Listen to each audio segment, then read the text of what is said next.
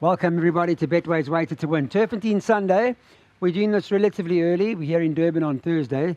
So Daryl's taken the time out to study the card, in-depth look at what's going on, and Joey Soma has got the favourite here in Fiery Pegasus. Won impressively a couple of runs ago. Thought to be good enough to go out to KwaZulu-Natal and have a go. World of Alice, the second favourite, Sean Terry's runner, is priced up at 9-2. Joey's horse is 14-10. Come down to those for two for the bipot. Clyde, I made it a bit more tricky. Okay. Let's start with number 1, Miss Galetta. She's been very impressive. I think she does have 2 negatives in that she comes back in trip and she gives away a weight of yeah. But I have included her. She's a lovely filly. Fiery Pegasus, number 3. We'll know if that form has been franked by now. But she has to go in. You know, she's a full sister to Shango, who's a mile-and-a-half horse. So she is going to love the step up in trip. The other one I've included is Scars of War. I'm hoping she gets a clean break this time round and goes a bit more handier. I think she was caught back more further back than ideal in her last start, but she was far from disgraced. And then World of Peace, beaten by a lovely filly last time out. Might need a mile, but she will be effective. Okay, thank you for that information. First race, bipot time. Let's get on this Sunday afternoon. On to race number 2 is a juvenile plate. The race is run over 1,400 metres. Legend of Arthur is odds on with Betway at 6-10 at the moment. Richard Ferree's riding that. Winner of its last 2 starts. Seems to be quite impressive. He has been superb today, Clyde. You can't fault him. Very, very impressive. Let me just say to the viewers over here, he is prepping for the Premier's Champions on Gold Cup Day, if I'm not mistaken. Right. Himself and probably Mount Pinatubo. So Mr. Terry will have left a lot of meat on the bone, and he's giving away weight. So Mount Pinatubo has got a 2 kg swing. He's been gelded subsequently, and I think he'll be more effective over the 1400 than Legend of Arthur. So I don't want to separate the two of them. But Xantha Clyde, who gets 5 kgs from Legend of Arthur, has been rested and gelded, and his dam won over a mile. Has to come into the play with that pull in the weights. So I've gone safe over here. I've gone all 3 of them. Interesting. Okay, well, there you go. Not as easy as it looks in the market, as you heard from Daryl with regards to the place accumulator. We move on to race number 3 now. Let's take a look at what's going on here in the third race, where Panning Gold is top of the boards, 11-10, early market. Things will obviously change closer to race time. One Deception Pass is the second favourite, 5-2. And then you've got the market at 7-1. I'm Roy Magnus, horse that was Kamensky. The 7-1, 8-1 are better than the others. Pick sixes. Can we bank her, or what's the plan? I don't believe so, Clyde. You know, he's a lovely horse and he's been gelded, so he could have come on since what he's shown to date. He's contested, out of his 4 races today, 2 have been against winners. Richard knows him better this time round in a race. So I'll give him a strong winning chance. You know, himself and the runner pulled so far clear of the balance of the field. Yeah. But in my mind, the value is Gavin Lorena's mount, Kamensky. Eye-catching debut, run off his feet second time out. He's going to love the longer run-in. I'm hoping Gavin can get him into the race this time round, and I'd rather be backing him each way. Okay. Number 8. That's interesting. So Kamensky's value, well, on Thursday was 7-1. Closer to race time now, you guys will have a look and see exactly what price Gavin Lorena's ride is. Number 8, Kamensky. For now, Panning Gold is the favourite. On to the 4th race now we go. David Nivenase and Craig Zaki team up on a horse called Perform, who's 22-10 favourite. 1 Rainbow River, 28-10 for Diane Stenger. And Tony Beater's got Ambitious Lady, 3rd favourite, joint 9-2 with number 7, Lady of Tibet. Do we draw a line here, or is it as many as you want? This is my banker for the day, number 1. Okay. Rainbow River. Clyde, when she came back after a rest, she was above herself. She never settled in running. Last time out, if you watch the replay, she was doing her best work very, very late. I think she's going to love, excuse me, Clyde, she's going to love the step up in trip. She's having a peak run. As long as she settles in running, she'll take all the beating. Have a look at the current favourite, Perform.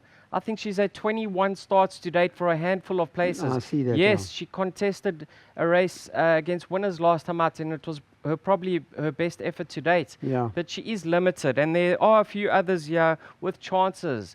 But I'm going all in over here. Rainbow River is my banker for the day, and I think she'll take all the beating. Okay, interesting, because you can get 28-10. So there you go, Rainbow River to outperform, perform. On to race number 5 we go, William Ironarm. Hopefully we'll get it right, priced up at 12 to 10. And this horse has got stories to tell for every single race, but there's no question, has got tons of ability. Clyde, he's got the ability and we know he's capable, but I don't know if his mind's quite on the job. He needs to focus on racing. He always comes to the course and there's excuses. He needs to show put it in an actual race, his ability. And if he strings it together, I can see him winning and winning quite convincingly. But for that reason, I haven't banked him. The filly in the race is the best weighted. Give me a shot. She's a natural inclusion. I saw Savannah Storm last time out. He was actually caught for speed at the top of the lane. I like the fact that he's stepping up to a mile on the standside track. I'm going to be leaning to him as the value in the race. And then you got now Joker Man Richard Free takes the ride. He's on the upgrade and he's heading in the right direction. He has to go in, and the Africa House will be put to sleep at the back of the field. Whether he'll get there in time remains to be seen. But for me, the value in the race, Savannah Storm, number 5. Yeah, 12 to 1 about Savannah Storm, but you've seen what Daryl's done. He's thrown the net in, and what comes, comes. It's an open race. Race number 6, Lucky Lad is here, and priced up at 11 to 10. Silent War, the second favourite, at 6 to 1 on Thursday. And the 7 Power Broker is the third favourite, priced up at 7 to 1. Champion Lucky Lad. Yes, Clyde. Don't tell me you don't like him. Clyde, have a look at the best weighted column. He's not featured in the top 5. Okay. And let me just state this. 62. This is a prep run, Clyde, for the Mercury at the end of the month. Okay. He's not So going this to is be not going to bullied start 11 about. to 10 then? This is far too short in the market. Okay. You know what? I took on Thunderstruck a few weeks back and I got proven wrong. His class brought him through. The same can happen, Clyde. Sure. But let me just state, there is absolutely no value.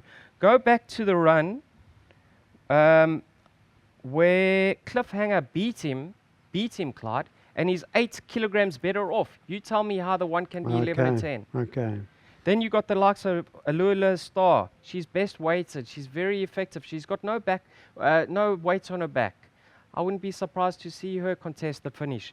I respect Lucky Lad. I'd love for him to win, but there's no value about his current So this price. is a prep for the Mercury, you say? I believe so. Okay. Well, there you go. Lucky Lad, if you were thinking of anchoring, Daryl says, not Sunday.